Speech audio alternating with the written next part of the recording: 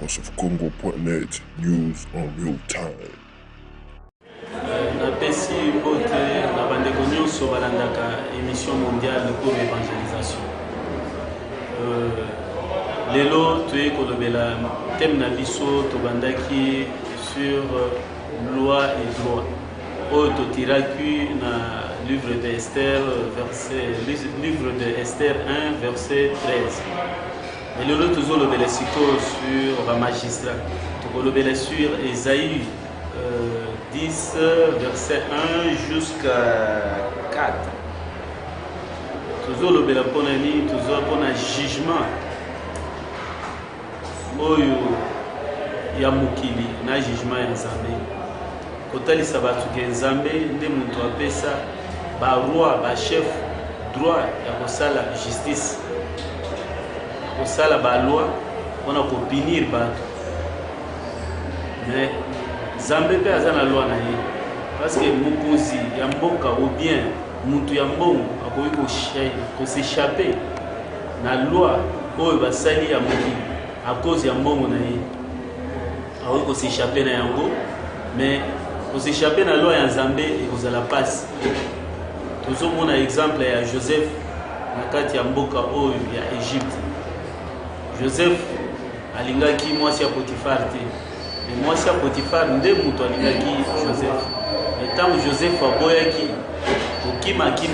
atikaki chemise na ye na maboko ya mwasi ya Potifar, ezaki epreuve. Tango mwasi ya Potifar amemaki yango na bazuzi,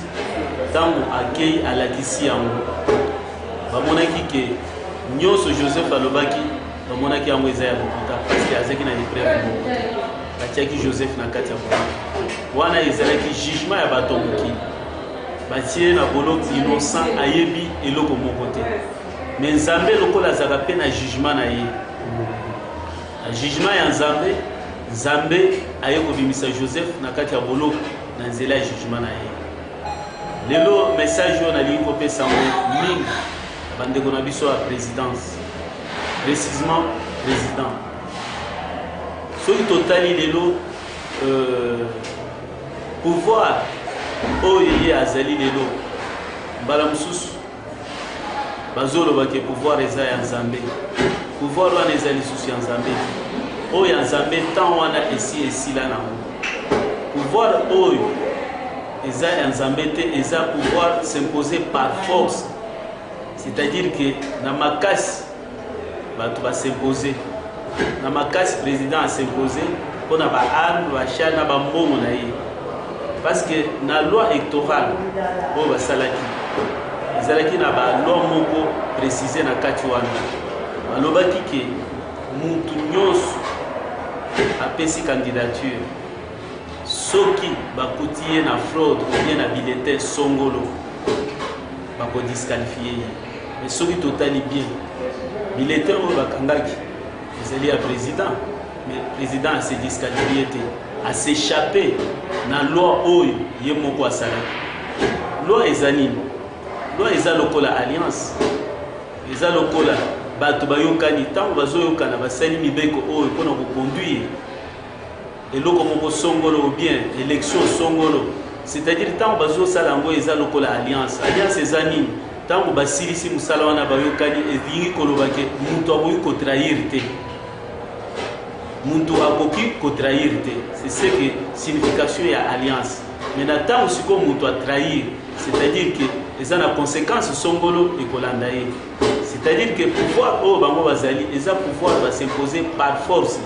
Tomona pe na Bible na livre ya juge, soki totali Abimelech azwaki makanisi mabe ya koboma bana ya Jerubal, abomi bango 70 personnes. Ye na bandeko na ye ya Sishim bayokanaki baproklame ye mokonzi. Ntango baproklame ye mokonzi, soki otangi bien nsima na yango Nzambe atikaka mutu. Soki mutu asimpose akota na pouvoir par force, Nzambe atikaka ye. Soki atiki ye, elingi koloba te ke Nzambe azangi makasi. Nzambe azaka na posa mutu a reconnaître mabe na ye, azongela ye, atika enfin que a vivre malamu, a vivre pe vie à seko. C'est pour cela atikaki Abimelech tamboula ye. simana yango ayaki kotindele esprit ya infidélité esprit wana ekitaki kaka na kati ya bandeko na ye tango ekitaki na kati ya bandeko na ye yango nde ememaka Abimeleki na kati ya kufa lelo bos'impose na pouvoir par force bokoti na kati ya pouvoir nzambe ayebi ce n'est pas dit que nzambe aza makasi te mais il faut yeba ke eloko nyonso bato bazali kosala ou bien mokonzi ya mboka azali kosala bafoué na loi oyo ye moko asali yango yeba ke jugement ya nzambe mpe ezalaka jugement ya nzambe eyaka na malembe parce que nzambe azaka là en couleur mais riche en beauté. C'est pour cela il faut boyeba ke conséquence nango ekoya plus tard. Nalingi kolobela bomuke concernant problème oyo ezali kotungisa mboka na biso. Problème tozala na problème ya délivrance ya mboka na biso. Mais problème ya bilakeli mabe eza problème moko esilaki nango. Problème oyo basali na nzambe oyo Kinshasa basanganaki balobaki maloba selon kolongola malédiction tirée par M. Mobutu. Soki totali mpe na kati ya Bible okomona yango na Deutéronome 33 verset 5 oyo Ribin assuraki li ya papa na ye mais tango Moïse ayaki avant akufa Moïse azwaki abandaki kopambula alobi ke Ribin vive soko tali na apocalypse okomona ke libota ya Ribin mpe ekomaki muke ekomaki ebele par rapport ya ndenge balakelaki mabe epa papa na ye. Problème est ceci. Deuxième problème toza nango toza na problème ya justice. Problème ya justice nde ezali kobundisama awa mingi. Bilakeli mabe ese longo mais toza na problème ya justice parce que justice ya mboka na biso eza na kati ya maboko ya Satan. Elingi koloba exemple na opesa bino ya David. Tango David azouta Hebron, David akomaki na kati ya Israël aye atie mokuzi. Tango bafandisi mokuzi David atali amonaki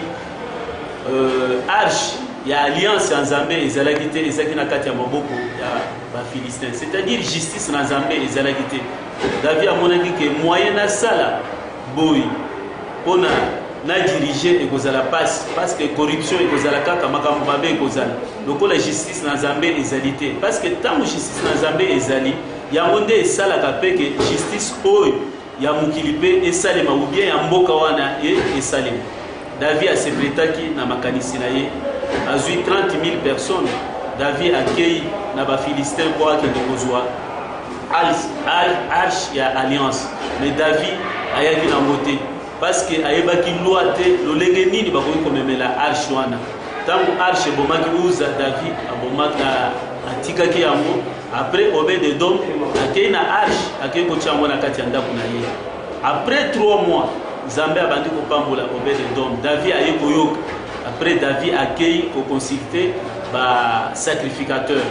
Nde problème biso toza nango. Akei koconsulter ba sacrificateur tango bakei après simana yango baye na arche na kati ya Jérusalem. Problème ya mboka na biso eza problème ya justice. Toza na justice na Nzambe te mais justice oyo toza nango ezali te ya Satan. Mais pour la justice ezaka problème oyo ezo préoccupé na mutu nyonso na peuple nyonso. Soko tali bien na kati ya Bible à chaque changement oyo bandaki kosalema ata l'homme moko esalemi soki totali na Samarie ntango ozala ekotaki roi nde mutu adekretaki jeune ntango adekretaki jeune abengaki même Élysée boluka Élysée aya mpo aloba maloba nsima ya Élysée koloba maloba nsima ya jeune biloko ekitaki na kati na Samarie bato baliaki. Problème toza nango na mboka na biso eza nde ya justice nde après justice toza na problème ya alliance. Tant tokosisa problème ya alliance tokoza na problème lisusu ya bien malaki biloko wana nde ekoze blocage na kati ya mboka na biso. Mais oyo etali problème ya justice na Nzambe ezali problème que peuple a proclamé service. Nazopesa bino exemple président Mobutu, défunt président Mobutu akendaki te mpona baaméricain ou bien mpona menace bato basalaki te ou bien mpona Kabila ntango abandaki koya défunt président Kabila ntango abandaki koya te. Tosalaka bamarche na baéglise catholique ya bachrétien bato bakufa tomona solution ata moko te. Mais ntango pasteur Florent azwaki révélation aleki na télévision Mobutu ye moko alobaki que jamais bakotika le kobenga ye ex-président mais akokufela na kati ya Congo asombaka baremema biloko ya ndenge na ndenge mais tango pasteur wana aleki na télévision alobi que Nzambe apesi nga révélation totelema de 12h à 12h05 minutes mutu nyonso Congo mobimba tosambele pa Nzambe maona Nzambe ekoki bato bayokaki parce que la Bible vaut mieux l'obéissance que les sacrifices. Dans l'obéissance au peuple congolais à Salaki, dans 5 minutes, au Salaki Wan, tant que Kabila Linga Koto, défunt président Abimaka, parce que vous ferez un acte à Kinshasa. Peuple, nazo examino eloko poboye baki mboka na biso eza mboka ya Nzambe. Toko sala ba marche, to sali nyonso, mais soki toluki Nzambe te solution moko ekotalisa eza te. Nazali kosenga na basali na Nzambe ke bayokana oyo ya libanda to proclamer service avant vote, service oyo mpona koasocie Nzambe na vote oyo ekosalema enfin ke Nzambe asala justice na ye. Mais soki makanisi na bino eza na ba américain, makanisi na bino eza na bato bokokoma na suka déjà trop tard bobandi ko marcher ko sala nyonso bokomona solution ekozala te na moment oyo il faut toyokana to proclamer service wana ezala libanda ezala pe na kati service wana ezala mpona peuple nyonso tosenga Nzambe ayokela biso maona ekita justice na Nzambe esala na kati ya mboka na biso afin que changement etalisama tala défunt président Mobutu azaki président moko monene mais Nzambe a minimisé prière il y a 5 minutes prière kutu ya jeune te ya dignité mais abimaka atikaka ba biloko nyonso sombaki et ça là eloko moko te. Mais pourquoi makanisi na biso eza kaka na bato ndenge Esaïe 31 ezoyebisa biso verset 1 malheur na peuple oyo azali kodescendre na Égypte mpona koluka secours au lieu que totia makanisi na biso epai na Nzambe oyo akele likolo tina se tozoluka secours ya bato toluka secours ya Nzambe nasengi mpe mpona bandeko na biso baza libanda ya mboka avant que bakota na service oyo Nzambe azali korekomande premièrement il fallait bayokana batika nanu musala na Nzambe libre tango bakotika musala na Nzambe libre après bakutana na basali na Nzambe oyo basimbaki na zoto selon loi ya Nzambe mais soki baboyi kosala yango bakota pe na kati ya service te service wana esalema kaka na kati ya Kinshasa sima service wana Nzambe akomimonisa makasi nde eloko nazali kosenga après nazali kosenga na bandeko na biso lelo ba erreur rebelle esalemaki ezaki ba conflit ya basali na Nzambe bango na bango me ba conflit wana bakotisi yango na kati ya peuple oyo ya libanda ya mboka lelo bato oyo bakoselaki bato ya makambo lelo bato oyo tozoyoka bango lisusu te bango nde bakoma lelo bakolabo bazwa bambongo mais jamais bakoki kotrahir Nzambe Nzambe bakoki kokorompre te moto akoki kozwa mbongo me akoki kokorompre Nzambe te. C'est pour cela kotia confiance na bato te lelo bato oyo batindaki bato po basimba serviteur munene oyo asalaki musala munene na kati ya mboka Kongo oyo asangisaki basali na Nzambe mpona kolongola malédiction likolo ya mboka serviteur oyo Nzambe aitilizaki ntango gouvernement azwaki décision ya kobuka baeglise ya mike na kati ya Kinshasa Nzambe aitilize ye papa oyo batushe na nzoto Nzambe azali kosepela te nazali kosenga na bandeko na biso ya Afrique du Sud baluka moyen ya kobenga papa oyo bayokana avant que service oyo ekosalema avant vote po bapeuple oyo ya libanda mboka bakota mpe na kati ya service oyo tolingi koloba mingi te mais bino moko boza batémoin na bato oyo bayebisaki bino bamakambo wana bazalaki na baconflit na bango nakoki kopesa mpe bavision oyo Nzambe apesi ngai avant ke naloba mpona papa oyo Nzambe apesi ngai vision oyo esali ke mpo na insiste mpona likambo oyo eza l'un mpe ya problème oyo ya blocage ya changement na kati ya mboka na biso mboka tokoki kozala divise te bato mosusu kote mosusu bato mosusu kote mosusu te quelle que soit la doctrine ya bato ezotala biso te, mais na ntango toza na problème ya kowela mpona mboka na biso il fallait tozala bomoko libanda même na kati tozala bomoko tokoproclame service bamosusu libanda basali te bamosusu na kati basali ezali malamu te. Vaut mieux toyokana baoyo bayebaki ke basimbaki paster oyo bobengisa paster oyo botika mpe mosala na nzambe libre bato babanda kosala mosala ndenge esengeli. Après nsima toproclame service oyo avant élection nzambe akoki akojuge bokomona changement ekokota na kati ya mboka na biso. Vision nazwaki ya papa oyo évêque mokolo avant ke naloba makambo oyo nazo insister namoni nzambe alakisi ngai vision na ye afandi na kati ya baserviteur de Dieu ebele na kati ya baserviteur wana bapesi ye mokongo ye sikoyo afandi na katikati contre mire wana namoni makile ezobima na kati ya tolo na ye ntango na ye nazobelela na basali na nzambe koma botiki mutu boye akokufa bozokipe te baserviteur ata moko azokipe te nakei na telemi nakangi ye natelemisi ye ntango natelemisi ye nalekisi ye liboso na ngai ntango nalekisi ye liboso na ngai nakangi ye na ceinture les deux côtés côté mibale nakangi côté moko na côté mosusu na ceinture na ye akangaki makasi après nabandi ko faire marcher ye ntango nabandi ko faire marcher ye nsima nango vision wana esili ntango tozotala sikoyo na makomi na nzambe na Ephésiens 6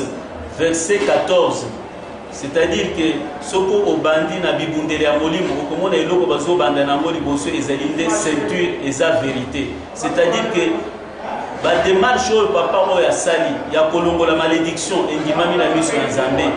même oyo atelemaki mpona kodefendre église ezali vérité nzambe andimi yango parce que ceinture ezolakisa nde vérité. Nazopesa sikoyo vision ya Pasteur Coutinho vision nazo yango depuis 2000 vision namona Pasteur Coutinho na kati ya kati na église na ye na église bato plein mais na kati ya église eza molili il prêchait bato na kati ya molili namoni siko nzete moko ya monene na nzete wana ya monene etuti ti likolo na nse ti likolo ezeki na makasa moko ya mobesu namoni serviteur moko likolo ya nzete wana mais serviteur wana atali sikoyo na kati ya église ya Coutinho ntango atali na kati ya église ya Coutinho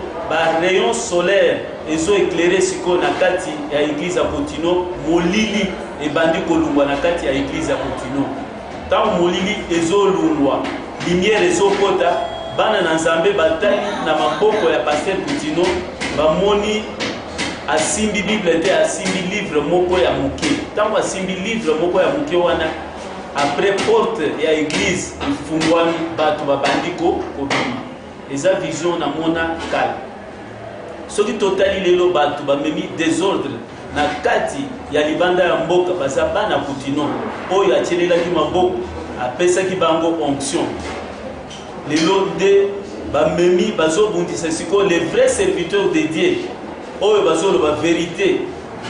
bazobundisa bango lelo tozo comprendre te tozomona basali na nzambe lelo bazali kocritiquer église catholique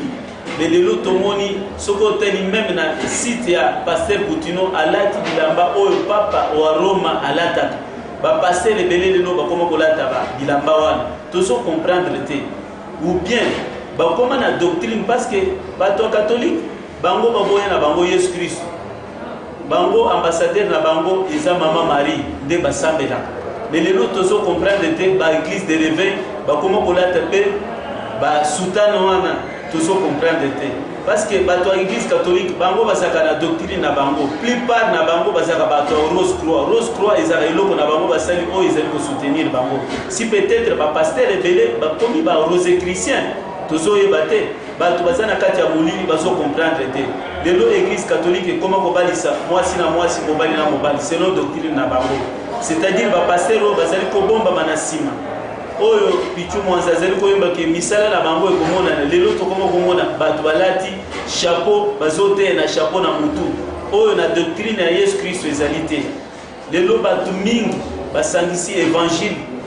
na magie lelo bakoma kobundisa siko le vrai serviteur de Dieu oyo bazali côté ya vérité afin que batia fausse doctrine na kati ya mboka na biso na yango tozali koyebisa bandeko ebele bofongola miso tokomi na temps ya suka makambo ezali koselema ezokambwisa bato ekomi na bapaster mosusu bazali koteya ntango bazali koteya na kati ya mboka ya Afrique du Sud awa alobi ke na moment oyo nazosambela okomona bambongo okota na kati ya bakonte ya bato bambongo mpe okoti na kati ya bakonte ya bato me okomona sikoyo paster wana atelemi o non il faut bopesa mbongo po tofuta chaîne boye na boye c'est-à-dire bambongo bazopesa bato wana eza bambongo normal te il faut bokeba yo moto olongwaki liboso na nzambe oyo bayebisengaki paster asali boye il faut fukama utu na nzambe lelo basali ya mabe batelemi mpona kosuire basali oyo ya solo nasengi na peuple congolais ofongola miso problème ya Congo eza problème sikoyo ya ngai na yo eza sikoyo problème ya église te ya nini te eza problème ya proclamer service tosambela Mobutu abimaki na prière ya 5 minutes mais mpona changement ya mboka na biso il faut toproclamer service muntu nyonso esalema lokola esalemiki na kati ya Ninive meme bibwele tomona sikoyo soki nzambe akosala te bazali kosenga na basali na nzambe oyo soki omoni ke oza mosali na nzambe osangisi évangile na magie koparticipe te koluka te kotelema obimisa mutu ke na kosauve Congo te nzambe akoki kopesa gloire na ye te na mutu oyo azali na idolâtrie azali kosalela nzambe na magie akoki kopesa te akosambwisa yo lokola asambwisa bandeko na biso mosusu oyo tomona lelo bamosusu bakota na se ya mabele lelo bakoma koloba ke kokosela nzambe na makambo peuple congolais kokolisela bato makambo bakomi ntina niveau akokosela nzambe makambo ndeko oyo akufi musicien chrétien oyo batielele poison 7 fois wana nzambe amonaki ke bazomonisa nzoto pasi c'est pour cela nzambe azwi molimo na ye est-ce que nzambe ayebisaki yo ndenge wana bozokoma ntina niveau akokosela nzambe baproblème eza mawa mingi na peuple congolais totika basentiment problème ya mboka na biso totika basentiment nokomi te na niveau ya kokosela nzambe ntango nzambe apesaka révélation oyo nakutanaki na bacombattant ya Afrique du Sud awa nayebisaki bango na place ya Armand Tungulu avant match ya Coupe d'Afrique nayebisi bango nzambe ayebisaki ngai naza na posa na honore bino nayebaki te organisation na bango basalaki bato Al-Qaïda nayebaki makambo na bango te me nafandaki nzambe atelemisi ngai nakuti bango mokolo wana bazosala cotisation mpona bakende koboykote match ya Coupe d'Afrique nayebisaki bango abi nzambe ayebisaki ya paster oyo bino bobetaki awa na Afrique du Sud wana paster wana nzambe azoutilize spirituellement tala bilembo yango oyo eloko ya liboso aza paster oyo asangisaki baserviteur de Dieu nyonso na kati ya mboka Congo mpona kolongola malédiction tirée par M. Mobutu. Deuxième acte à poser tant que gouvernement etelemi mpona kobuka baeglise ya réveil nyonso ya bike mike yazali paster oyo nzambe atelemisaki asimposaki soki azala bongo mpona nzambe te nzambe alingaki agir te eza na bamingi batelemaki mpo kosepose mpona problème ya Congo bamosusu base retrouve na kasho bamosusu lelo na se ya mabele c'est pour cela ntango nayebisi bango baboyi balobi bamemi kutu na bamilangi bazoluka mpo babamba ngai après butu aye kobimisa ngai na kati na bango alobi me mutu boyebi aza mpe combattant lokola biso me aye ayebisi biso likambo sikoyo bozoluka bobete mpona nini butu abimisi ngai na kati ya bacombattant me nsima na yango nini esalemaki il fallait tozala na mayele biso bacombattant ya Afrique du Sud tala banda tobeta kaka paster oyo jusque lelo tala mouvement ya bacombattant esaffaiblir malembe lelo toye kose retrouve sikoyo na mouvement ya bashabe na banini ekoma letu bamouvement ya katakata bato bazali kotambola na bamachete yango nde tokobundela mboka il faut tofanda to raisonner bien to réfléchir totalani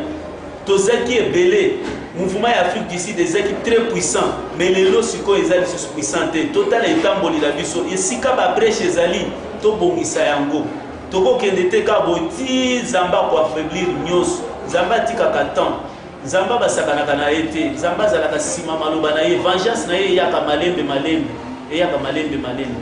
yango nazali kosenga bandeko na biso toluka tosangana bandeko na biso bao bazana na force na kati ya bacombattant bao bazodirige ezala bapaster David ntango zaki na boloko bobandaki kosambela bosali mosala moko kitoko nzambe asepeli mawa na nzambe ekiti kanda na ye elungwe abimisi bino libanda olie ke botala na retroviseur etamboli totambolaki ezalaki malamu te bobongisa bamakambo ya mike mike bokontinue lisusu nzambe aza nzambe nzambe azasukisa bilombe